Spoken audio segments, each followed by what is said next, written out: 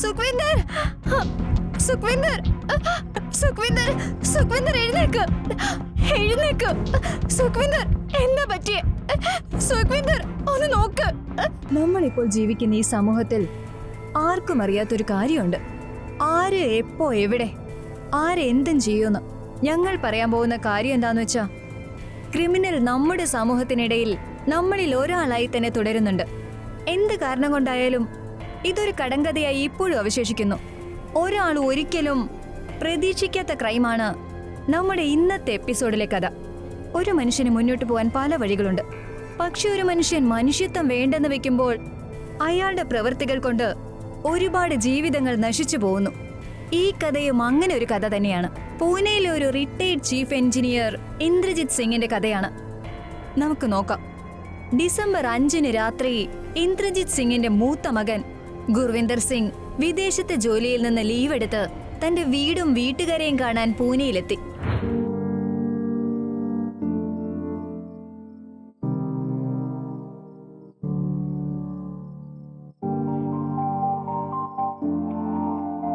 അച്ഛനും അമ്മയൊക്കെ ഭക്ഷണം കഴിച്ചോ?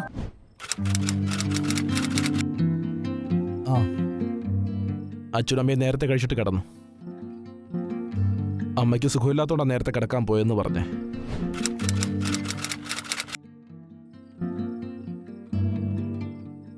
അല്ലെങ്കിൽ തന്നെ ചേട്ടൻ ലീവിന് വന്നത് തൊട്ട് മുതലേ അവര് രണ്ടുപേരും ഫുൾ ടൈം ചേട്ടനോട് സംസാരിച്ചുകൊണ്ടേ ഇരിക്കുകയായിരുന്നു. ഞാൻ എന്ത് ചെയ്യാനാ സുഖവീന്ദ്രൻ? എന്റെ വീട്ടുകാരെ ഞാൻ ഇത്രയും വർഷങ്ങൾ കഴിഞ്ഞിട്ടല്ലേ കാണുന്നത്. എത്ര പെട്ടെന്ന സമയം പോകുന്നത്. സുഖ്വീന്ദർ, എനിക്കൊരു കാര്യം പറയാനുണ്ട്. അച്ഛനും അമ്മയ്ക്കും നിന്റെ കാര്യത്തില് വളരെയധികം ടെൻഷനുണ്ട്. എനിക്കറിയാം ചേട്ടാ, പക്ഷെ എന്ത് ചെയ്യാനാ? ഞാനിപ്പോ എല്ലാം ഒന്ന് ശരിയാക്കാൻ ശ്രമിച്ചുകൊണ്ടിരിക്കുക. നിന്റെ ജോലിയില് സംഭവിച്ചത് അത്ര ശരിയായ കാര്യമല്ല. ഇത് ഞാനിങ്ങനെ എത്ര നാള് കേട്ടോണ്ടിരിക്കണം?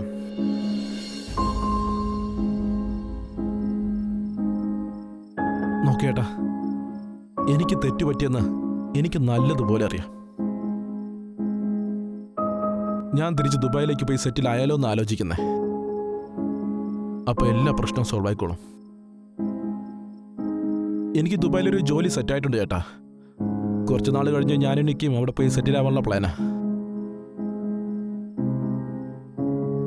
അച്ഛനും അമ്മയും ഇവിടെ ഒറ്റയ്ക്കായി പോകില്ലടാ. അതെ ഏട്ടാ, ഞാനും അത് തന്നെ പറയായിരുന്നു. ഞാൻ ഇവിടെ തന്നെ നിന്നോളാന്ന്. അപ്പോ അച്ഛന്റെയും അമ്മയുടെയും കാര്യം നോക്കാൻ ആരെങ്കിലും ഉണ്ടാവും? അതിന്റെ ഒരു ആവശ്യമില്ല. നമ്മൾ അവിടെ പോയി സെറ്റിൽ ആവും. കുറച്ച് നാൾ കഴിഞ്ഞ് അച്ഛനും അമ്മയും അങ്ങോട്ട് ഞാൻ കൊണ്ടുപോവുകയും ചെയ്യും. കുറച്ച് നാളത്തെ കാര്യമേ ഉള്ളൂ, മനസ്സിലായോ? എന്തിനിപ്പോ ദേഷ്യപ്പെടുന്നേ? ഞാൻ നമ്മുടെ കുടുംബത്തിന്റെ നല്ലതിന് വേണ്ടിയല്ലേ പറഞ്ഞത്. എനിക്കിങ്ങനെ വേണ്ടപ്പെട്ടവരുടെ അടുത്ത് നിന്ന് മാറിയെന്ന ശീലമില്ല.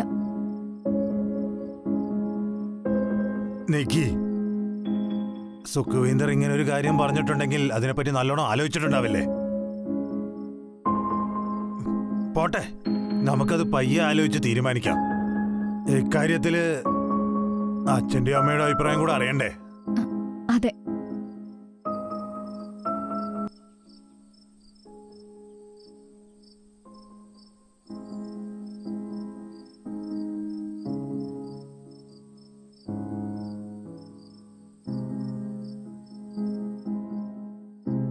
അല്ല, എല്ലാവരും കഴിച്ചു കഴിഞ്ഞെങ്കിൽ നമുക്കൊന്ന് പുറത്തു പോയാലോ?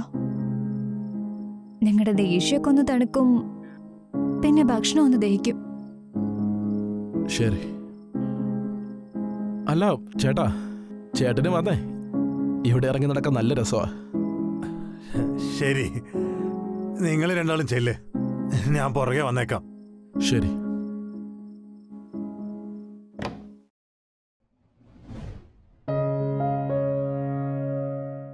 പിന്നെ ചേട്ടാ, ഇത്രയും വർഷത്തിന് ശേഷം വന്നിട്ട് ചേട്ടൻ എന്ത് തോന്നുന്നു? ഇവിടെ ഒന്നും മാറിയിട്ടില്ലടാ. നമ്മുടെ നാടിനൊരു പ്രത്യേക ഭംഗിയാ. അതെ ചേട്ടാ, ഞാൻ ഈ സ്ഥലം ഒരുപാട് മിസ് ചെയ്യും. ആ ഇനി അതും പറഞ്ഞു തുടങ്ങിക്കോ. സോറി. നിങ്ങൾ സംസാരിച്ച് നടക്ക്, ഞാൻ തിരിച്ചു പോവാ. കുറച്ച് ജോലിയുണ്ട്, ചെറുതായിട്ട് ഉറക്കവും വരുന്നുണ്ട്. ശരി, ഞങ്ങൾ കുറച്ച് കഴിഞ്ഞ് വരാം. എടി, നമ്മൾ ദുബായി പോകുന്നുള്ള കാര്യത്തിൽ ഒരു മാറ്റവും ഇല്ല.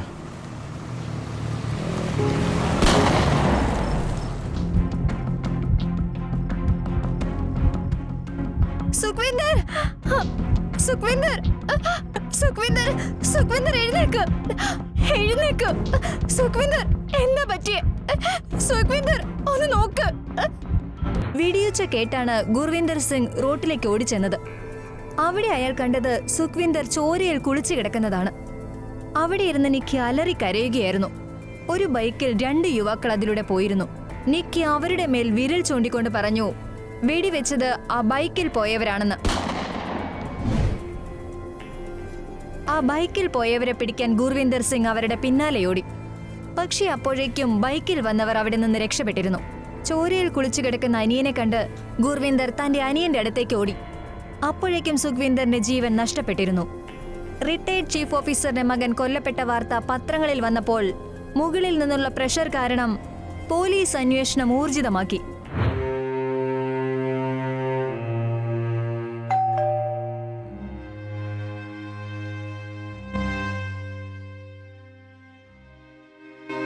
എന്താ?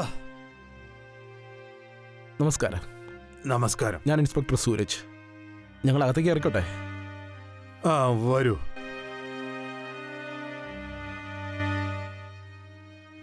ഇരിക്കൂ. പറഞ്ഞോളൂ. ഐ ആം സോറി ഈ സമയത്ത് നിങ്ങളെ ബുദ്ധിമുട്ടിക്കുന്നതിന്. പക്ഷേ ഞങ്ങൾക്ക് ഞങ്ങളുടെ ജോലി ചെയ്തല്ലേ പറ്റൂ. സുർവീന്ദ്ര കൊല്ലപ്പെട്ടതിനെ പറ്റി എനിക്ക് നിങ്ങളോട് കുറച്ച് കാര്യങ്ങൾ ചോദിക്കാനുണ്ട്. മിസ്റ്റർ ഗുരുവിന്ദർ, നിങ്ങളുടെ ഫാമിലിയെ മൊത്തം ഇങ്ങോട്ടൊന്ന് വിളിപ്പിക്കാമോ? ഞങ്ങളെ ജോലി കുറച്ച് എളുപ്പമാവും. സാർ, നിങ്ങൾ എന്നോട് ക്ഷമിക്കണം. അത് ആരോടെങ്കിലും എന്തെങ്കിലും സംസാരിക്കാൻ പറ്റിയ അവസ്ഥയിലല്ല ഈ വീട്ടിലുള്ള ഒരാൾ പോലും. സാറിനത് മനസ്സിലാവുമല്ലോ. ഈ വീട്ടിലെ ഇളയ മകനാണ് കുറച്ച് ദിവസം മുമ്പ് മരിച്ചുപോയത്. ഞങ്ങളുടെ അവസ്ഥ എന്തായിരിക്കുമെന്ന് സാറിന് ഊഹിക്കാവുന്നതല്ലേ ഉള്ളൂ. പക്ഷേ നിങ്ങൾക്ക് എന്ത് വിവരം വേണമെങ്കിലും, നിങ്ങൾക്ക് എന്ത് ചോദ്യം ചോദിക്കുവാണെങ്കിലും നിങ്ങൾക്കത് എന്നോട് തന്നെ ചോദിക്കാം. അത്രയെങ്കിലൊക്കെ ഞാൻ ചെയ്യണ്ടേ? സുർവീന്ദ്രനോട് ആർക്കെങ്കിലും എന്തെങ്കിലും ശത്രുത ഉള്ളതായിട്ട് നിങ്ങൾക്കറിയാമോ? അത് കുറച്ചു ദിവസത്തിന് മുമ്പ് അവൻ ജോലി ചെയ്തെടുത്ത് എന്തോ പൈസയുടെ തിരിമറിയൊക്കെ നടത്തിയെന്ന് പറഞ്ഞ് കേസൊക്കെ കൊടുത്ത് അവനെ ജോലിയിൽ നിന്ന് പുറത്താക്കിയതാ.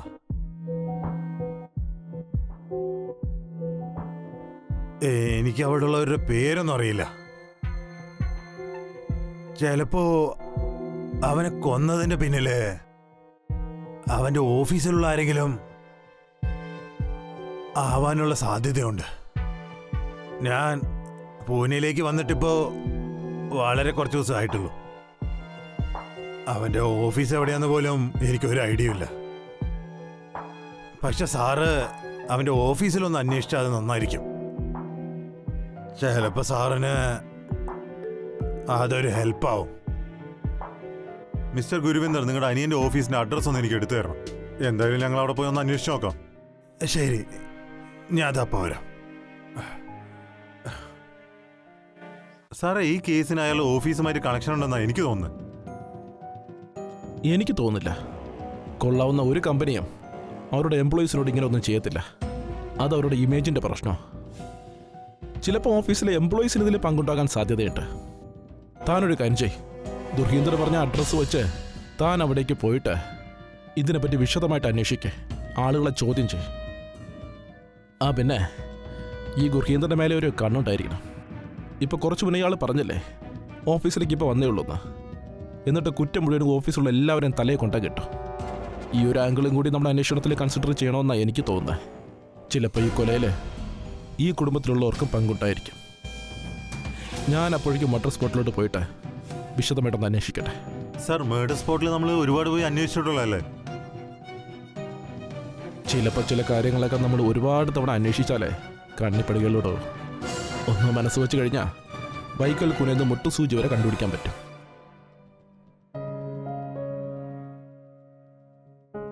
ഇന്ന കാർഡ്. ശരി, ഞങ്ങളിപ്പോൾ ഇറങ്ങുക. പക്ഷേ ഇനി എന്തെങ്കിലും കാര്യങ്ങൾ അറിയണമെങ്കിൽ ഞങ്ങൾ എന്തായാലും തിരിച്ചു വരും. എന്തെങ്കിലും ഇൻഫർമേഷൻ കിട്ടുകയാണെങ്കിൽ ഞങ്ങൾ നിങ്ങളെ അറിയിച്ചോളാം. Thank you.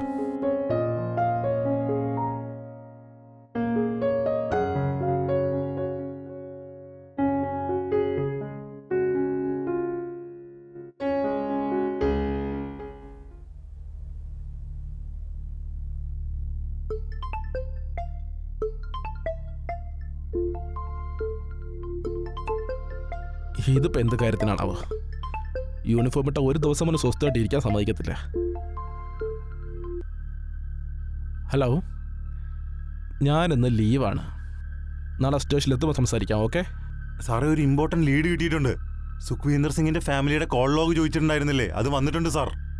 സാർ ഒന്ന് വന്ന് നോക്കിക്കഴിഞ്ഞാൽ അത് നന്നായിരിക്കുമെന്നാണ് ഞാൻ കരുതുന്നത്. It's very urgent sir. ആണോ? ശരി, ഞാൻ കുറച്ച് കഴിഞ്ഞ് വന്നേക്കാം.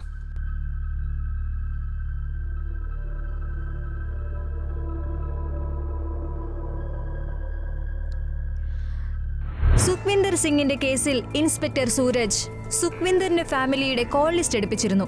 അതിൽ ഞെട്ടിക്കുന്ന സത്യങ്ങളാണ് കണ്ടെത്തിയത്. സുഖ്വിന്ദറിന്റെ ഭാര്യ നിഖി സുഖ്വിന്ദർ കൊല്ലപ്പെടുന്നതിന് 5 മണിക്കൂർ മുമ്പ് മുതൽ അയാൾ കൊല്ലപ്പെട്ട് 12 മണിക്കൂർ കഴിയുന്നതുവരെ ഒരു നമ്പറിലേക്ക് 100 തവണ കോൾ വിളിച്ചിരുന്നു. ഒരു മരണം നടന്ന വീട്ടിൽ നിന്ന് ഒരാൾ എന്ത് കാര്യത്തിനാണ് ഒരു നമ്പറിലേക്ക് ഇത്ര തവണ വിളിക്കുന്നതെന്ന് പോലീസ് ആലോചിച്ചു. പോലീസ് ആ നമ്പർ ട്രേസ് ചെയ്തപ്പോൾ മർഡർ സ്പോട്ടിൽ നിന്ന് കിട്ടിയ ഡ്രൈവിംഗ് ലൈസൻസിന്റെ ഉടമ ബ്രാൻഡി എന്ന ഹക്കീന്ദർ സിംഗിന്റെ നമ്പറാണെന്ന് പോലീസിന് വളരെ വ്യക്തമായി തന്നെ മനസ്സിലാക്കാൻ കഴിഞ്ഞിരുന്നു. സംശയത്തിന്റെ അടിസ്ഥാനത്തിൽ പോലീസ് നിക്കി സിംഗിനെ അറസ്റ്റ് ചെയ്യാൻ തീരുമാനിച്ചു. ചേട്ടാ, വെള്ളം.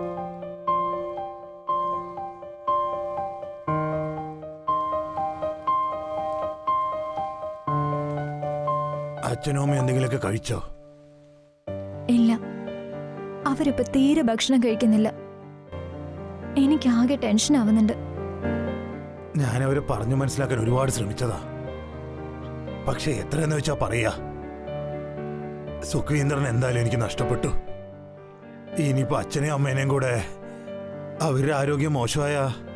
അങ്ങനൊന്നും പറയില്ല ചേട്ടാ, അവർക്കൊന്നും സംഭവിക്കില്ല. നിനക്ക് നല്ല ധൈര്യമുണ്ട് മോളെ. നീ ഒരൊറ്റ ഒരാളാ ഇപ്പൊ ഈ കുടുംബത്തിന്റെ മൊത്തം കാര്യം നോക്കുന്നത്. ഞാൻ നോക്കിയിട്ട് വരാം.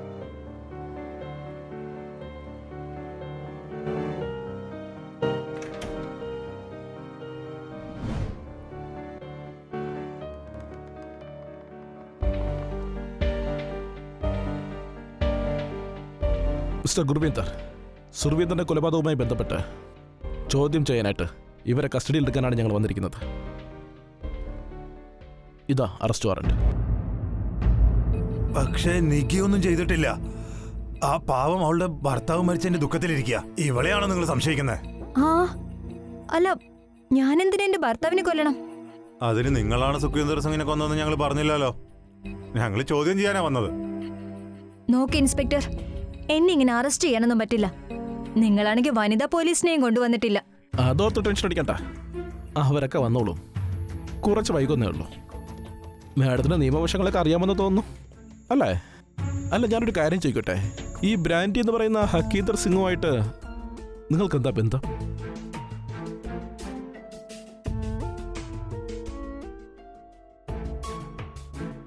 ഈ പറഞ്ഞ ബ്രാൻഡിക്ക് ഈ കേസുമായിട്ട് എന്ത് ബന്ധമുള്ളത്? അയാളുടെ ഡ്രൈവിംഗ് ലൈസൻസ് ആണ് ഇപ്പോൾ മർഡർ സ്പോട്ടിൽ നിന്ന് കിട്ടിയിരിക്കുന്നത്. ആ മർഡർ നടക്കുന്നതിന് മുമ്പും അതിനുശേഷവും 100 കണക്കിന് തവണയാണ് ഇവിടുത്തെ നിക്കിയും ആ ബ്രാൻഡിയും തമ്മിൽ സംസാരിച്ചിരിക്കുന്നത്. പക്ഷെ അതുകൊണ്ട് ഞാൻ ആ മർഡർ ചെയ്തതെന്ന് നിങ്ങൾക്ക് തെളിയിക്കാൻ പറ്റുമോ? ഇല്ലില്ല, ഇതുകൊണ്ടൊന്നും തെളിയിക്കാൻ പറ്റത്തില്ല. പക്ഷെ നിങ്ങളുടെ കുറച്ച് ബന്ധുക്കളുടെ അടുത്ത് നിന്നും കുറച്ച് സ്ഥലങ്ങളിൽ നിന്നൊക്കെ ആയിട്ട് കുറച്ച് തെളിവൊക്കെ കിട്ടിയിട്ടുണ്ട്. കുറച്ചല്ല, കുറച്ചധികം തെളിവൊക്കെ കിട്ടിയിട്ടുണ്ട്. കൺഫേം ചെയ്യാൻ വേണ്ടിയിട്ട് നിങ്ങളെ ഒന്ന് ചോദ്യം ചെയ്യണം. പക്ഷെ നിക്കി അവിടെ എന്റെ കൺമുന്നിൽ തന്നെ ഉണ്ടായിരുന്നു സാർ. ബൈക്കിൽ വന്ന 2 പേരാണ് വെടിവെച്ച് കഴിഞ്ഞിട്ട് രക്ഷപ്പെട്ട് കളഞ്ഞത്. വെടിവെക്കുന്നത് നിങ്ങൾ നിങ്ങളുടെ കണ്ണുകൊണ്ട് കേട്ടോ? ഇല്ല, പക്ഷെ ഞാൻ കേട്ടായിരുന്നു. ഞാൻ ഓടി അവിടെ എത്തിയപ്പോ ഞാൻ കണ്ടത് സുഖ്വീന്ദർ അവിടെ ചോരയെ കുളിച്ച് കിടക്കുന്നതാണ്. അപ്പോ നിക്കിയ എന്നോട് പറഞ്ഞത് ബൈക്കിൽ വന്നവരാ വെടിവെച്ചിട്ട് രക്ഷപ്പെട്ടതെന്ന്. അവരെ ചൂണ്ടിക്കാണിക്കുകയും ചെയ്തതാ. നേരിട്ട് കണ്ട കാര്യങ്ങൾ മാത്രമേ വിശ്വസിക്കാൻ പറ്റൂ മിസ്റ്റർ ഗുർമീത്. പലതും നമുക്ക് കാണിച്ചു തരുന്ന കാര്യങ്ങൾ നുണയാവാൻ സാധ്യതയുണ്ട്. നിക്കിയുടെയും സുഖ്വിന്ദറിന്റെയും ബന്ധുക്കളോട് സംസാരിച്ച പോലീസിന് മനസ്സിലാക്കാൻ സാധിച്ചത് നിക്കിയും ബ്രാൻഡിയും കടുത്ത പ്രണയത്തിലായിരുന്നു എന്നുള്ളതാണ്. അതിനെപ്പറ്റി സുഖ്വിന്ദറിനും അറിയാമായിരുന്നു. ബന്ധം തകരാതിരിക്കാൻ നിക്കിയുടെയും സുഖ്വിന്ദറിന്റെയും കുടുംബക്കാർ അവരെ പറഞ്ഞു മനസ്സിലാക്കി വേർപിരിച്ചിരുന്നു. പക്ഷേ സുഖ്വിന്ദർ ദുബായിക്ക് പോകുമെന്ന് പറഞ്ഞത് അവർക്ക് ഇഷ്ടപ്പെട്ടില്ല. അവർ രണ്ടുപേരും സുഖ്വിന്ദറിനെ അവരുടെ വഴിയിൽ നിന്നും ഇല്ലാതാക്കി. പോലീസ് ബ്രാൻഡിയെ കസ്റ്റഡിയിലെടുത്തപ്പോൾ കൃത്യം നടത്തിയ തോക്ക് എവിടെ നിന്ന് കിട്ടിയെന്ന് ചോദിച്ചു. അപ്പോഴാണ് അറിഞ്ഞത്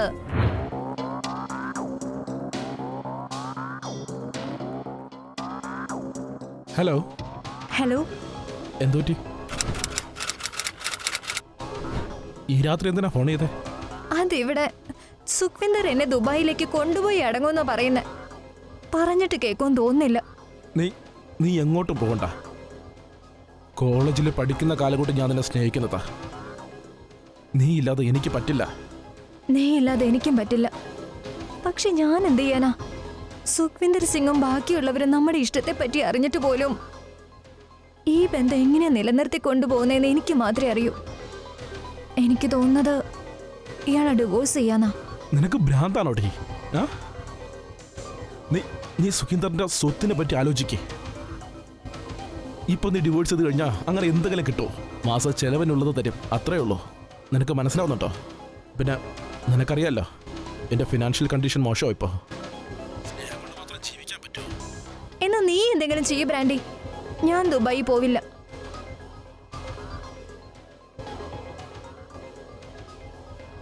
ഇവിടെ ആരും എങ്ങോട്ടും പോകുന്നില്ല. ഞാൻ കുറച്ച് കാര്യങ്ങൾ പറയാം, നീ അതുപോലെ അങ്ങ് ചെയ്താൽ മതി.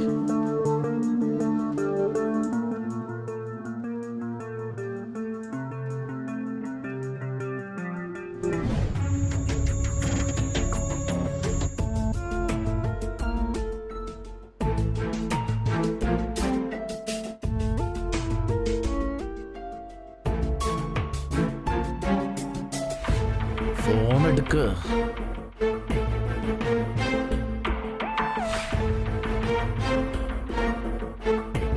പണ്ടാരടങ്ങാനായിട്ടൊന്ന് ഫോൺ എടുക്ക.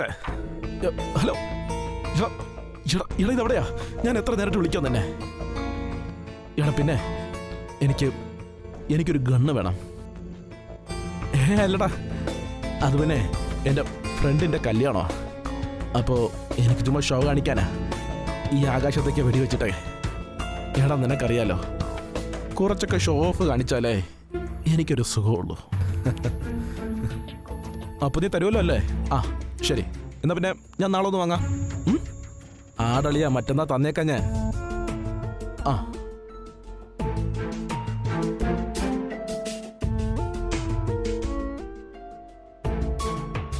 എന്റെ എനിക്ക് ഇനി നകറ്റാൻ നോക്കുന്നു അല്ലേ? ഇനി ഞാൻ എന്താ ചെയ്യാൻ പോകുന്നത് നീ കണ്ടോ സുഖീന്ദർ സിംഗ്? നിന്റെ സ്വത്ത് കണ്ട് മാത്രം എന്റെ നിക്കി അവിടെ നിന്റെ കൂടെ ജീവിക്കുന്നത്. പക്ഷെ അവളെ ഇനി നകറ്റാൻ ഞാൻ സമ്മതിക്കില്ല. നിന്നെ ഈ ലോകത്തിൽ തന്നെ അങ്ങ് പറഞ്ഞയച്ചു കഴിഞ്ഞാ പിന്നെ ഞാനും എന്റെ നിക്കിയും നിന്റെ സ്വത്ത് വെച്ച് അടിച്ചു പൊളിക്കും.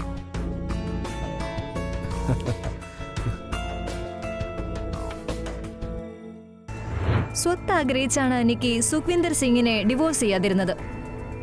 അതാണ് ഈ കൊലപാതകത്തിന് കാരണവും. എന്തൊരു സമൂഹമാണിത്! പണത്തിനും പ്രണയത്തിനും വേണ്ടി എന്തും ചെയ്യും. ചോദ്യം ചെയ്യലിൽ പോലീസിന് മനസ്സിലായ കാര്യം അതാണ്. അന്ന് രാത്രി ബ്രാൻഡി വെടിയുയർത്തത് അതിലൂടെ പാസ് ചെയ്ത കാറിൽ നിന്നായിരുന്നു. നിക്കിയും ബ്രാൻഡിയും ജയിലിലാണ്. അടുത്ത കഥയ്ക്ക് വേണ്ടി നിങ്ങൾ തുടർന്ന് കാണുക. ജയ് ഹിന്ദ്.